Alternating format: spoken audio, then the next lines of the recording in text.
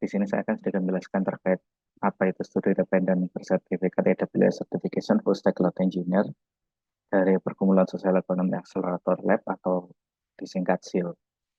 Nah, SEAL sendiri atau kami adalah organisasi non-profit yang dibentuk oleh AWS atau Amazon Web Services dengan kawasan ekonomi khusus Singgasari di Kabupaten Malang. Jadi kami mulai 2021 banyak berkolaborasi dengan pemerintahan maupun dari institusi pendidikan untuk percepatan transformasi digital bidang cloud computing di sektor pemerintahan, pendidikan, ataupun sektor publik lainnya. Jadi memang sejak 2021 kami fokus ke banyak ke pendekatan pendampingan pemerintahan ataupun melakukan pelatihan-pelatihan yang terkait cloud computing ataupun transformasi digital. Nah, dan sejak 2022 kami menjadi mitra studi independen di Kampus Merdeka.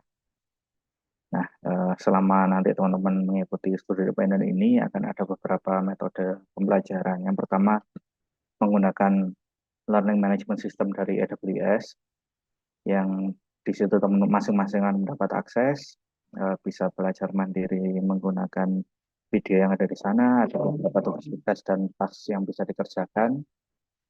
Dan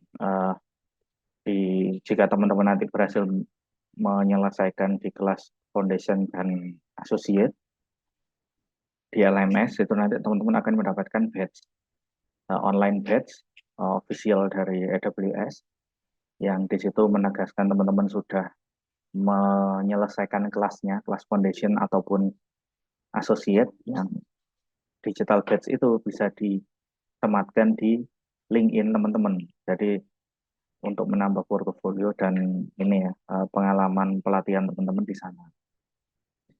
Nah, dari situ setelah teman-teman dapat badge, nanti akan ada semacam ujian akhir atau tryout sertifikasi. Jadi kalau teman-teman nanti mencapai nilai minimum dari tryout tersebut, nah teman-teman akan bisa dapat fasilitasi sertifikasi AWS Foundation dan ataupun asosiat. Nanti akan dijelaskan lebih lanjut oleh Mas Yudi. Nah, setelah selain menggunakan LMS juga ada nanti di akhir ada yang namanya capstone project yang di situ teman-teman akan secara berkelompok membuat solusi berbasis teknologi menggunakan layanan-layanan dari AWS. Dan ini beberapa contoh hasil pekerjaan dari teman-teman di batch sebelumnya. Jadi ada aplikasi Ruang Rindu untuk yang digunakan di Dinas Sosial Kabupaten Banyuwangi, ada juga aplikasi Lost and Found yang digunakan di PT KAI Yogyakarta, juga ada aplikasi di Rangkul yang digunakan oleh Bapeda Kota Malang. Jadi memang ini aplikasi-aplikasi yang dibangun oleh teman-teman sebagai proyek akhir di batch sebelumnya yang di situ juga langsung digunakan oleh rekan-rekanan dari SEAL ataupun AWS sendiri. Jadi memang tidak capstone project nanti bukan yang teman-teman bebas nyari atau asalkan bikin gitu. Tapi enggak, ini kita akan membuat sesuatu yang akan dipakai dan memang usernya real ya. Jadi bukan sekedar seperti tugas kuliah. Nah, untuk kegiatan umumnya nanti otomatis teman-teman ada kelas online ya. Karena memang kegiatan studi ini dilaksanakan secara online, jadi ini ada beberapa dokumentasi perkuliahannya. Jadi nanti akan ada uh, ini ya mentor pengajar untuk masing-masing mata kuliah yang di situ jadwalnya nanti baru akan kami sampaikan di tanggal 16, tapi memang terkait kegiatannya nanti akan dilakukan dari Senin sampai Jumat. Itu nanti satu harinya itu maksimal ada 2 mata kuliah, per mata kuliah atau per pertemuannya 2 jam. Dan untuk start perkuliahannya atau start pertemuannya antara jam 9, jam 1 atau jam 3 sore. Jadi selain nanti juga ada yang perkuliahan ini ya, perkuliahan terjadwal atau memang sesuai mata kuliah, kita juga nanti akan mengadakan semacam kuliah tamu yang kita akan mengundang high profile mentor gitu. Jadi seperti level wakil gubernur atau mungkin level AWS level nasional atau rekan-rekan lain yang bisa memberikan gambaran terkait bagaimana industri cloud atau cloud engineering yang sudah diimplementasikan. Nah, selain kegiatan online, kita juga ada kegiatan offline. Tapi memang ini hanya ini ya, bukan yang kegiatan rutin, tapi memang nanti akan tentatif 1 sampai 2 hari ada kegiatan offline, tapi memang akan kita lakukan di beberapa daerah sesuai dengan mayoritas domisili dari teman-teman. Jadi contoh kalau memang ada mayoritas di Surabaya, berarti memang kita akan lakukan juga di Surabaya. Jadi di Malang juga tetap akan kita lakukan kalau memang di Malang ada mayoritas. Tapi kalau tidak ada ya memang kita tidak melakukan di Malang. Jadi bisa di situ, bisa kalau dulu pernah kita lakukan juga di Manado karena memang uh, ada cukup banyak mahasiswa dari Manado yang join. Jadi memang nanti akan berdasar dari mayoritas ini ya domisili teman-teman di masing-masing kelompok. Nah, untuk kegiatannya nanti akan kita lakukan mulai 16 Februari sampai 30 Juni dengan kegiatan perguruan yang juga sempat saya sampaikan karena memang dari kampus Merdeka mewajibkan ini bernilai 20 SKS, jadi akan ada banyak kegiatan perkuliahan bagi teman-teman. Selain juga nanti teman-teman juga bisa eksplor sendiri melalui LMS dan juga akan ada pendampingan oleh mentor yang nanti sifatnya lebih ke tentatif sesuai kesepakatan kelompok masing-masing. Begitu dari saya untuk penjelasan umum terkait Student Independent AWS Certification Full Stack Cloud Engineer. Selanjutnya saya kembalikan ke Mas Wira untuk bisa nanti dilanjutkan oleh Mas Yudi di sisi kurikulum. Terima kasih. Ya, terima kasih eh, Mas Reno. Ya, jadi Mas Reno ini nanti yang akan selalu mendampingi kita kalau ada rekan-rekan semua ada kendala terkait administratif, ngobrol sama MBKM atau sama apa namanya kampus terkait konversi. Nah, itu nanti bisa berdiskusi dengan Mas Reno. Nah, selanjutnya saya mohon Mas Yudi bisa sharing terkait kegiatan kita, Mas. Nah, kalau Mas Reno tadi Bapak administratifnya, nah kalau Mas Yudi ini Bapak apanya nih, Mas? Bapak-bapak, Mas. Aduh, jangan dengerin ya adik-adik ya. Oke, Ini monggo, Mas. monggo. Siap, saya izin sharing screen ya, Mas. Nah, ya.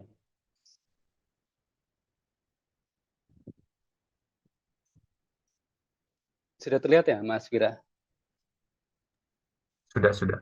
Oke, selamat pagi adik-adik sekalian. Apa namanya? Kali ini kita bertemu tadi yang dibilang Mas Reno ya, biasanya ketemu dalam WhatsApp, terus juga hanya teks. Sekarang kita udah bertatap muka nih. Nah, saya ingin sharing teman-teman adik-adik sekalian bahwa apa sih yang akan dipelajari di full stack cloud engineer kok? Kita ngomongnya full stack ya, kenapa nggak cloud engineer aja? Kenapa nggak DevOps engineer gitu kan? Kenapa nggak cloud developer? Kenapa engineer? Nah, itu hal-hal yang seringkali sehari-hari kayaknya terbiasa terdengar, tapi begitu ditanyakan apa sih bedanya engineer dan developer, apa bedanya DevOps dan cloud, suka bingung. Seperti itu. Jadi kita mau coba ngobrolin apa itu, makhluk apa itu cloud engineer gitu ya. Saya akan slideshow. Nah, adik-adik sekalian mungkin pernah dengar atau malah sudah punya ya, ketika kita mau melakukan sertifikasi di apa namanya di topik atau di skill yang ingin kita kita dapatkan, itu ada namanya sertifikasi BNSP. Nah, contohnya di sini ada Cloud Computing Engineer. Jadi pemerintah punya nih, kalau kamu mau mendapat sertifikasi Cloud Computing Engineer, ini ada itunya apa namanya sertifikasinya. Yang di apa namanya ditanyakan apa saja terkait dari 6 kompetensi ini, 1 2 3 4 5 6. Mendefinisikan terminologi, mengidentifikasi teknologi cloud computing apa, dan terakhir itu memberikan dukungan teknis atas masalah user.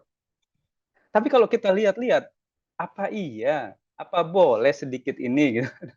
Ternyata ketika kita belajar bekerja di sebuah startup ataupun company yang namanya dunia cloud engineering itu luar biasa luas, sehingga nggak hanya tercakup dari 6 kompetensi ini.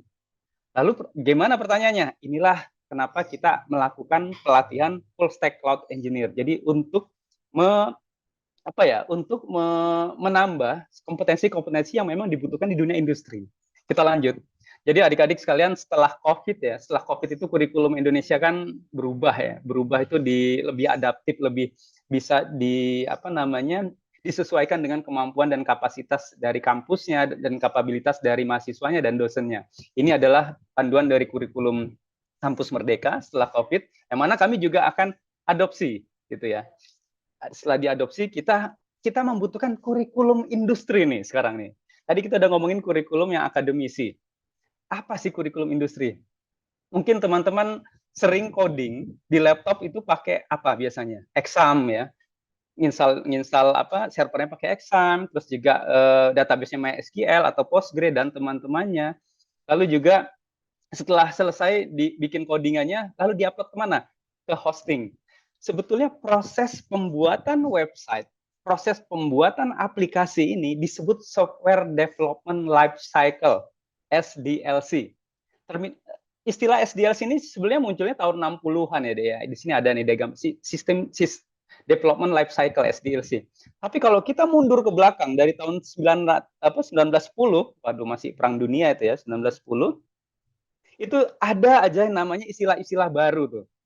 Dulu kita bilangnya ada Kanban, Toyota bikin Kanban prosesnya. Sampai sekarang juga masih dipakai ya.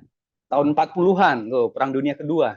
Terus juga baru nanti tahun 60-an itu ada OOP, mata kuliah wajib yang adik-adik pasti dapatkan kalau background rumputnya IT, sistem informasi, teknik informatika, manajemen informatika, itu tahu dengan OOP tuh.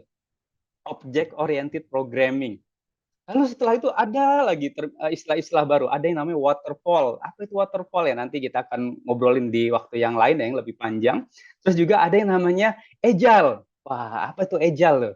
Agile itu lebih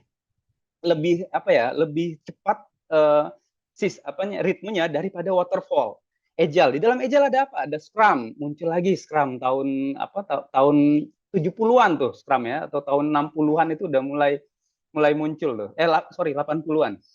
Terus juga akhirnya belakangan tahun-tahun belakangan itu muncul yang istilahnya DevOps. Apa itu DevOps? Apa hubungannya DevOps sama cloud? Inilah yang akan kita ngobrolin secara singkat nih. Karena kalau panjang nanti kita jadi webinar. Gak apa-apa ya, kita lanjut. Jadi kalau kita urut tadi dari tahun 1910 tuh Perang Dunia I sampai sekarang 2023, itu adalah teknologinya terus berkembang. Banyak metodologi baru yang sehingga saat ini kita kenal yang namanya DevOps. Sebenarnya DevOps itu 2009 udah dikenal ya istilahnya, tapi mulai diadopsi dan diadaptasi itu sekarang aja masih belum kelar tuh, karena masih banyak yang harus dieksplor lagi. Kita lanjut. Nah, teman-teman mungkin familiar sekali dengan SDLC ya. Ketika kita belajar di kuliah di kampus, yang namanya Software Development Life Cycle, membuat software ya, entah itu website atau aplikasi ataupun API dan lain-lain ya, itu ada tahapan-tahapannya. Pertama dianalisis dulu tuh. Dianalisis dulu kita mau bikin apa? Oh, mau bikin software. Software apa? Website misalnya gitu kan. Terus berapa lama? Sekian waktunya. Cuman ada waktu 2 bulan untuk nambahin fitur misalnya gitu. Terus juga dari sisi bisnisnya apa? Nah, itu ada yang namanya analisis. Lalu setelah dianalisis, kita beranjak ke tahapan berikutnya di desain. Desain ini nggak hanya UI UX, tapi desain dari arsitektur infrastrukturnya. Mau pakai teknologi apa? PHP, Python, golang sepatu golang. Terus juga mau pakai bahasa apa? Terus juga UI UX-nya mau bagaimana? Apakah mau elegan atau mau norak-norak bergembira gitu kan? Setelah desain, baru kita nge-build, develop, membangun. Develop ini tugasnya siapa? Front end developer, back end developer, API developer, itu membangun mereka nih. Dalam tanda kutip tukangnya nih, tukang membangunnya gitu kan. Setelah di develop, perlu di testing. Kenapa perlu di testing? Agar performanya itu bisa dicek, itu lambat atau cepat atau lelet gitu kan, pecel lelet gitu. Terus juga apakah aman atau enggak security-nya, seperti itu, di testing tuh. Lalu setelah di testing, baru di deploy. Deploy ini bisa ke hostingan seperti yang biasa kita lakukan, bisa juga ke cloud ya, yang sekarang kekinian itu semuanya bermigrasi ke cloud nih. Gitu, karena ada beberapa kelebihan-kelebihan yang tidak dimiliki hosting biasa. Seperti itu. Baru setelah sudah di-deploy, sudah di-upload ke cloud, baru kita main tenis. Bukan badminton ya, maintenance. Seperti itu. Terus juga maintenance-nya apa? Bisa dimonitoring. Kalau down, ada kena hack, dan lain-lain. Inilah proses yang namanya software development life cycle. Kalau adik-adik lihat, ada banyak role atau orang-orang yang dibutuhkan nih dalam SDLC ini. Kalau misalnya kita lihat, di bagian testing sama deployment, itu ada yang namanya DevOps. Jadi DevOps itu adalah development dan operasional itu digabung menjadi satu siklus tuh. Jadi penggabungan DevOps. Kenapa penting? Nanti akan kita bicarakan. Kenapa penting digabung tuh? Kenapa nggak dipisah aja? Seperti itu ya. Kita lanjut. Nah, seiring waktu, yang namanya software development life cycle yang tadi sudah kita bareng-bareng paparkan, itu metodologinya macam-macam. Apa kamu pakai waterfall, apa kamu pakai agile mau pakai scrum, atau kamu pakai lean gitu kan ya, Dek ya. Nanti di kesempatan lain kita akan belajar nih ada waktunya sendiri tuh. Apa sih maksudnya dari metodologi ini dalamannya gitu kan. Apalagi SEAL punya kelas-kelas Scrum, punya kelas-kelas UI UX, Lean dan lain-lainnya. Kita lanjut. Nah, sekarang kita ambil komparasi atau perbandingan. Yang tadi waterfall, apa sih waterfall, air terjun gitu kan. Waterfall sama agile sama DevOps itu sebetulnya apa sih bedanya? Kalau misalnya waterfall adik-adik, ketika kita mau membangun sebuah software, itu kita saling menunggu tuh. Desain bikin dulu, tungguin desain sampai kelar kan. Setelah kelar, masuk ke development. Setelah development, masuk ke testing. Itu waterfall. Mudahnya seperti itu ya. Terus era agile muncul. Era agile muncul. Bagaimana itu maksudnya agile? Agile adalah ketika proses codingnya itu nggak perlu nunggu-nunggu desain tuh. Jadi bisa saling paralel. Desain bikin, coding bikin. Kok bisa? Ya karena ada yang namanya design system tuh. Seperti itu. Jadi kamu bikin pakai desainnya material design, saya codingnya material design, kan sama. Udah ada SOP yang standar yang sama dipakai, itu agile. Ya. Terus agile ini ada banyak, ada Scrum, ada dan lain-lain ya, ada extreme programming. Nah, lalu sekarang eranya DevOps. Agile yang tadinya bisa paralel bekerja antara tiap yang tadinya departemen terpisah sekarang bisa menjadi satu kesatuan yang paralel, sekarang ditambah kekuatan dari cloud. Muncullah DevOps. Jadi DevOps ini lebih cepat lagi dari Agile. Bahkan ketika kita coding ya, programming coding, terus kita ngedeploy, itu nggak perlu lagi satu orang yang berbeda. Kita bisa langsung ngedeploy ke cloud. DevOps, kekuatan DevOps seperti itu. Itu ya, Deh ya. Ini nanti kita akan lebih punya waktu nanti ketika adik-adik udah masuk pelatihan, bedanya apa gitu. Nah, ini adalah gambar keseluruhan dari DevOps, Development dan Operation. Di tengah-tengah ada namanya CI/CD, Continuous Integration, Continuous Delivery. Apa maksudnya? Maksudnya ketika orang coding, programmer sudah coding, ya, sedang coding, dia bisa langsung memasukkan source code-nya, dia update ke version control system, pakai Git. Git-nya apa? GitHub bisa, GitLab bisa, Bitbucket bisa, ada banyak nih. Terus setelah kodenya disimpan di version control system, dia akan dibuild nih, kodenya diambil, dibangun, dikompil, dibangun, sehingga menjadi apa? Website bisa, aplikasi bisa. Lalu di testing, testingnya juga otomatis. Kita bikin aja kode testing, nanti dia akan ngetes sendiri. Setelah udah di testing, langsung di-deploy, di-upload. Kemana? Ke cloud. Bayangkan yang tadinya ini butuh banyak orang, development, operation, sekarang bisa dengan satu klik siklus, bahkan bisa satu orang. Sering kejadian ya, ini satu orang bisa melakukannya semua. Tentunya ya, ini di startup yang besar tentu dibagi-bagi ya, seperti itu. Inilah DevOps, adik-adik. Kita lanjut. Nah, lalu posisi cloud di mana? Tadi kan DevOps nih. Nah, posisi cloud itu ada di tengah-tengah nih. Bagaimana proses yang tadinya udah di coding, dimasukkan ke dalam version control system atau Git yang biasa dipakai, itu bisa di-deploy, itulah yang namanya cloud engineering. Jadi mulai mengerucut ya, teman-teman ya. DevOps itu besarnya, cloud engineering itu adalah bagian dari DevOps. Seperti itu. Kita lanjut. Kenapa cloud computing atau cloud engineering itu penting? Karena dia salah satu pilar dari teknologi 4.0. Adik-adik mungkin udah bosan ya dengar AI. Tiap hari ada AI, ChatGPT AI, bikin foto AI, bikin tulisan AI. Itu satu pilar tuh di teknologi 4.0. Tapi selain AI, ada yang namanya Mobile Legend, bukan ya? Machine Learning. Ada ML, Machine Learning, terus ada Cyber Security. Wah, sekarang harus hati-hati tuh, keamanan jadi nomor satu ya. Ada robotik, ada Big Data, ada IoT. Nah, ini semuanya ini adalah pilar-pilar di teknologi 4.0. Sayangnya, kalau sayang ini ya berarti kalau sayang, nah sayangnya untuk belajar dari menjadi cloud engineer itu ada banyak sekali skill yang dibutuhkan, baik hard skill maupun soft skill. Nah, selain itu ternyata layanannya juga banyak, bingung. Mau AWS banyak sekali, mau Google ada Google Cloud Platform, mau Microsoft ada Azure, ada Oracle, ada Alibaba. Wah, banyak nih, bingung. Tersesat nih di layanan cloud kan. Jadi, nah sehingga ada beberapa yang membuat roadmap-nya biar nggak bingung tadi. Selain kalau bingung kan katanya pegangan. Selain pegangan kita harus bikin roadmap. Roadmap-nya ini adalah belajar apa dulu. Apakah belajar codingnya dulu, apakah belajar operating system apa scriptingnya dan lain-lainnya, dibikinlah roadmap. Ini salah satu roadmap-nya, banyak sekali yang harus dipelajari. Lalu juga ada beberapa yang sudah bikin pelatihannya. Contohnya IBM, adik-adik. IBM punya tuh full stack cloud development.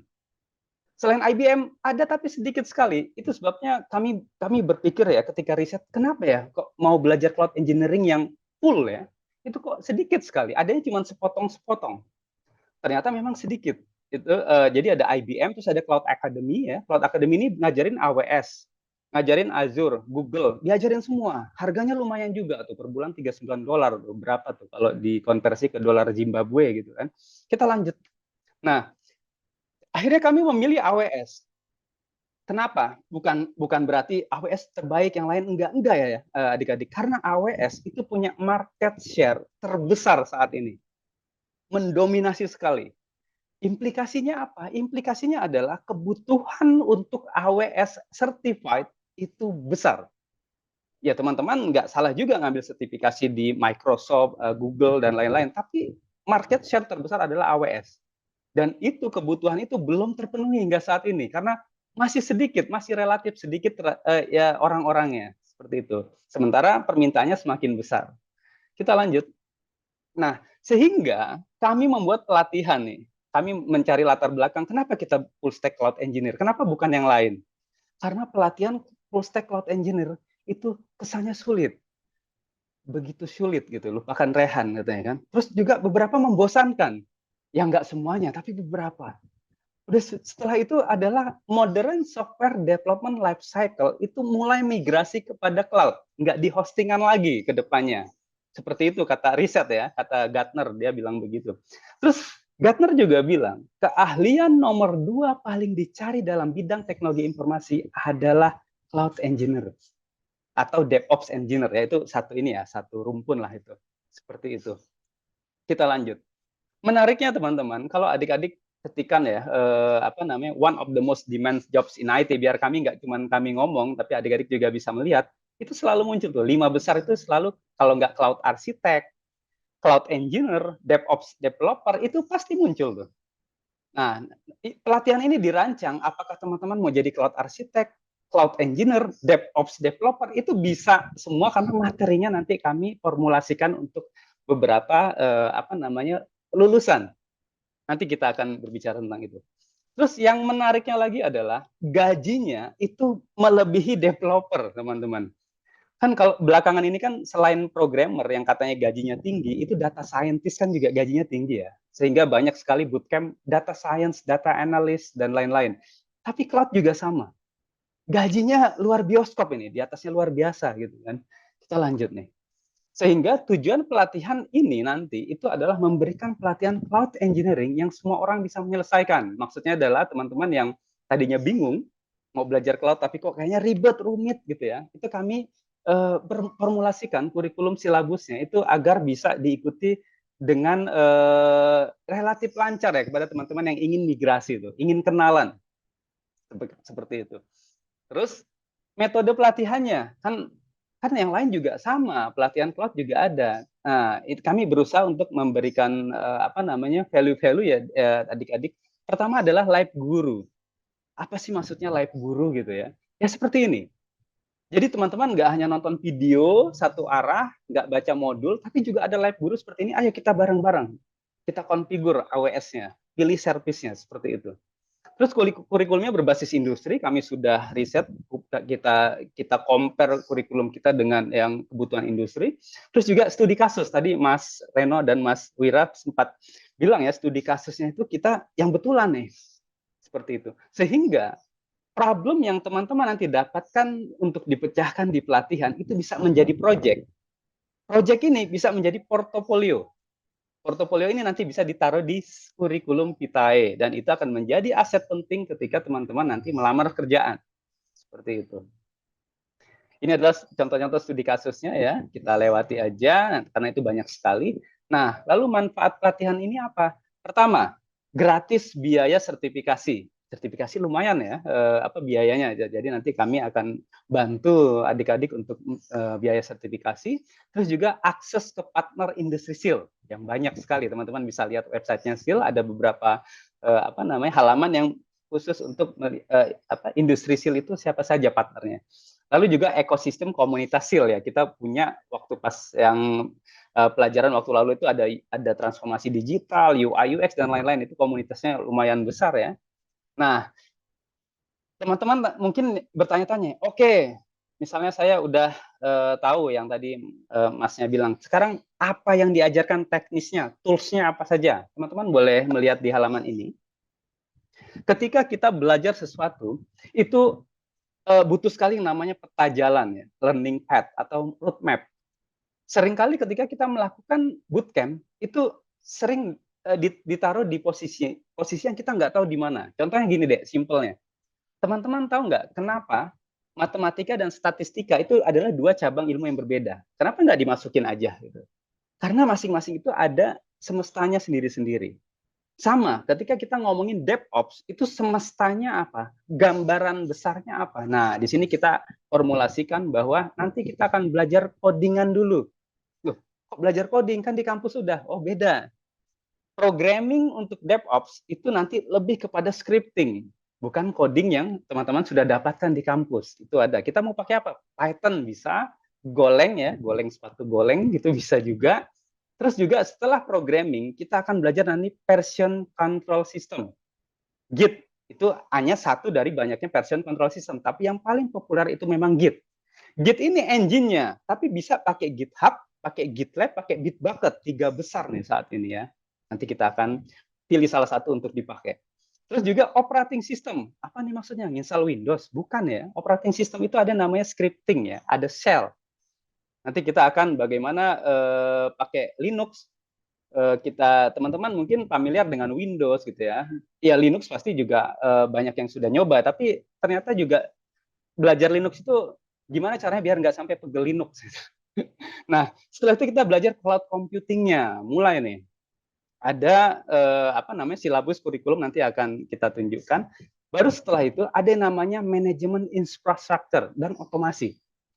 Kok bisa diotomasi? Bisa. Teman-teman mungkin udah sering ya dengar Docker ya, Docker anak, Docker THT. Bukan ya, itu Docker.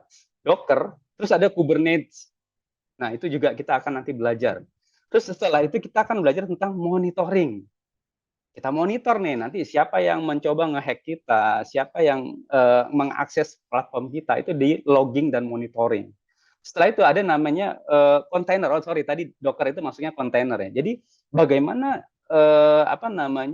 aplikasi yang sudah kita bikin itu dimasukkan ke dalam kontainer dan kontainernya nanti bisa diorkestrasi.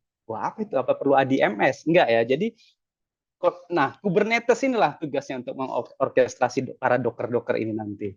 Baru nanti terakhir kita akan belajar tentang self management skill, ada soft skill yang diajarkan karena untuk survive di dunia kerja itu nggak melulu hard skill ya, soft skill sangat berperan penting. Seperti itu. Sehingga yang tadi kombinasi dari hard skill dan soft skill, sehingga kami bikinlah silabus. Teman-teman mungkin sudah baca ke halaman AWS Certification Full Stack Cloud Engineer ini, kami memformulasikan bagaimana silabus itu disusun agar nanti adik-adik bisa mendapatkan pengalaman yang unik, yang menarik, yang berbeda dari pelatihan yang lainnya. Nah, Output pelatihannya apa, Dek? Outputnya adalah teman-teman pertama mendapatkan sertifikat kompetensi full stack cloud engineer dari AWS Shield. Terus yang kedua, sertifikat AWS Cloud Foundation dari AWS. Dan yang ketiga, sertifikat AWS Cloud Associate. Di sini dikasih tanda bintang, bukan apa ya, bukan term and condition yang bagaimana, tapi bagaimana adik-adik nanti setelah bisa layak untuk mengikuti exam, ikut langsung kita berikan 1 sertifikat lokal dan 2 sertifikat internasional. Seperti itu. Kita lanjut. Nah, nanti lulusannya bagaimana? Lulusannya nanti bisa di wedding, bisa di Mandalika, bisa. Enggak ya, ini Mbak Rara, ini cloud engineer juga, tapi beda cabang ya. Kita enggak seperti menjadi Mbak Rara ini, nanti kita akan menjadi cloud solution architect, cloud developer silakan, mau DevOps-nya juga boleh, yang fokus ke data juga silakan, yang mau ke operation juga silakan, dan banyak.